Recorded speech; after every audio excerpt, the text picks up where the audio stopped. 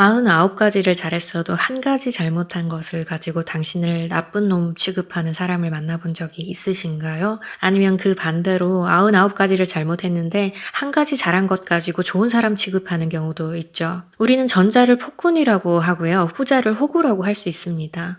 폭군은 아무리 좋은 것을 봐도 나쁘게 해석하고요. 호구는 아무리 나쁜 것을 봐도 좋게 봅니다. 폭군은 자기 만족을 위해서 기꺼이 남을 희생시키고 호구는 남을 만족시키기 위해서 기꺼이 자기를 희생시키는 사람입니다. 폭군과 호구, 이 둘의 공통점은요, 자신과 타인을 모두 객관적인 시각으로 보지 못한다는 거에 있어요. 누군가가 내게 99가지 잘못을 했는데도 의심을 하지 못한다면 당연히 호구라고 할 수 있겠죠. 반대로 내가 99가지 잘못을 했음에도 전혀 반성이 없고 자기가 한 일들을 계속 합리화시키고 모든 잘못의 책임을 남들에게만 넘긴다면 그 사람은 폭군인 거죠. 폭군은 호구를 만들어내고요. 호구는 폭군을 만들어냅니다. 폭군은 남을 살인하고도 그럴 수밖에 없었던 이유를 즉석에서 만들어내면서 합리화시키려고 하지만 호구는 남을 도와주고도 더 배려하지 못한 부분 때문에 괴로워합니다. 자녀가 정말 잘한 게 많은데도 칭찬 한마디 없는 부모가 있고요. 잘한 게 하나 없이 나쁜 짓만 하는데도 칭찬만 하는 부모가 있어요. 두 케이스가 모두 극단적이고 건강하지 못하다는 걸 우리는 알고 있죠. 우리는 모두 잘한 일과 잘못된 일들에 대해서 그에 상응하는 정당하고 적절한 대가를 얻을 수 있는 사회를 원합니다. 그게 바로 공정한 사회니까요.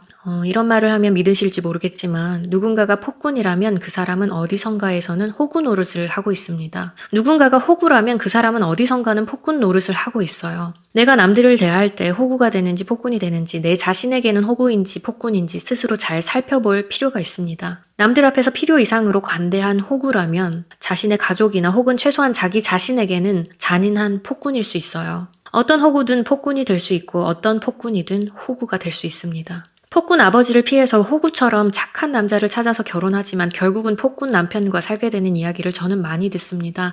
착하고 선해 보일수록 어디선가는 폭군으로 군림하고 있을 수 있어요. 적어도 자기 자신에게 말이죠. 결혼한 부부의 경우에 남편과 아내는 서로를 자신과 동일시하기가 쉽습니다. 그래서 결혼 전에 남들에게 호구이면서 자기 자신에게 폭군이었던 사람은 결혼하고 나서 배우자 앞에서만 폭군이 될 수도 있습니다. 남들 앞에서는 여전히 호구로 살면서요.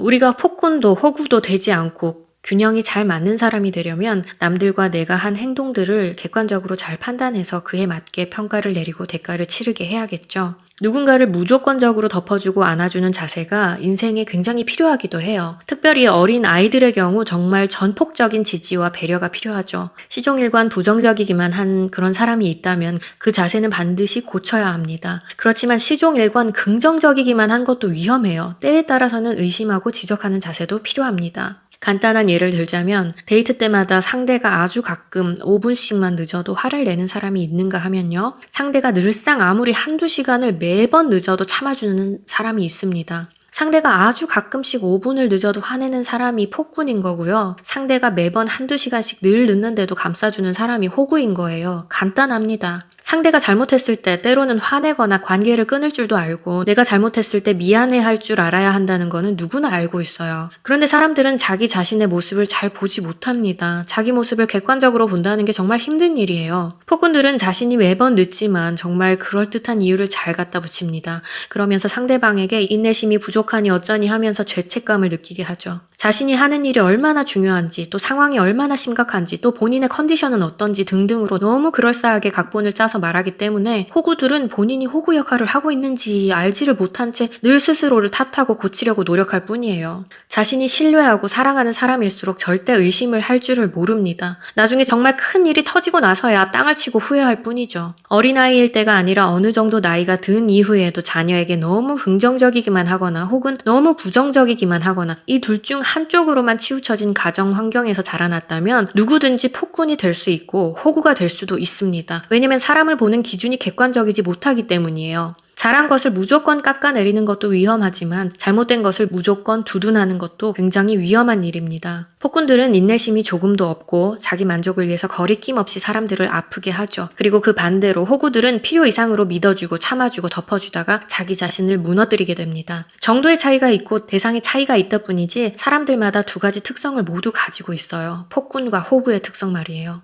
좋은 부모 밑에서 사랑을 많이 받고 자란 자녀들의 진짜 특징이 뭔지 아세요? 많은 사람들이 이 주제에 대해서 여러 가지 정보를 이야기하지만 제가 오늘 진짜를 말씀드리겠습니다. 주변에 정말 평화롭게 화목하게 가정을 잘 일구어 나가는 사람들의 특징을 관찰해 보세요. 제 말이 맞는지 틀리는지. 좋은 부모 밑에서 사랑을 많이 받고 자란 자녀들의 진짜 특징은요. 아무리 내가 사랑하는 사람이라고 해도 의심할 줄 알고 위험을 느낄 때는 비판과 위협 그리고 공격과 방어도 할 줄 안다는 겁니다. 모든 사람들을 다 감싸 안지 않아요. 사랑이 많은 아버지들은 딸들에게 싸우는 법을 잘 가르쳐 줍니다. 세상이 대화와 설득과 타협만으로는 돌아가지 않는다는 걸 너무도 잘 알기 때문이죠. 폭군들의 먹이가 되어서 눈물의 인생을 사는 사람들은 한번 누군가를 신뢰하면 의심할 줄을 모릅니다. 그리고 비판하는 것과 위협하는 것에 대해서 거부감이 굉장히 심하기 때문에 꼭 필요할 때조차 사용하지 못하는 사람들입니다. 아마 어린 시절에 비판과 위협 때문에 굉장히 고생을 많이 한 기억이 있어서 그럴지도 몰라요. 자, 폭군들은요, 최대한 거짓말을 많이 하려고 하고요. 또 그것이 통했을 때 희열을 느끼는 사람들입니다.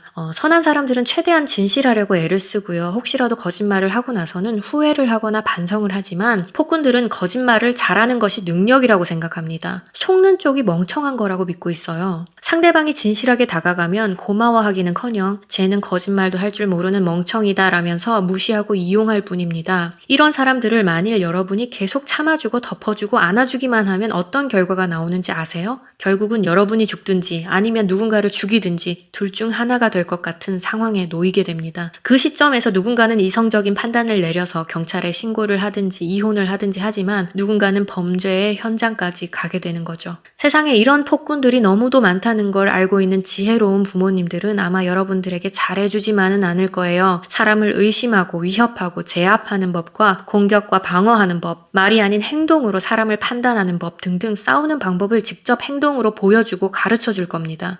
요즘 우리는 이런 싸움의 방식들을 악으로 치부하는 경향이 있어요. 무조건 긍정적으로, 무조건 믿어주고, 무조건 수용하고, 안아주고, 덮어주라고. 그것이 선한 사람의 인격이라고 주장을 합니다. 그런 자세가 필요할 때가 분명히 있어요. 굉장히 많죠. 하지만 그런 성향만으로 세상을 살게 되면 더 많은 폭군들을 만나게 되고 또 그들을 더 악화시키게 되고 더 많이 당하게 될 뿐이에요.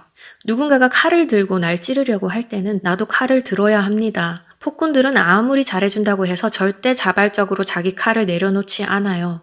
여러분이 잘 싸우고 나서 승자가 되어서 그 목에다가 칼날을 겨누고 위협을 해야만 칼을 내려놓는 사람들이 바로 폭군들입니다. 누군가가 나를 위험에 빠뜨린다면 비판과 위협으로 방어하고 때로는 공격도 필요하다는 사실을 받아들이셔야 돼요. 비판과 위협과 방어와 공격, 그것이 폭군들로부터 여러분을 보호하고 또 그들을 변화시킬 수 있는 중요한 도구가 됩니다. 칼싸움에 이겨서 상대방의 칼을 내려놓게 한 다음에 내가 승자의 입장에서 대화 방법을, 비폭력적인 관계 맺는 법을 잘 가르쳐주면 되는 거예요. 비판과 위협과 방어와 공격.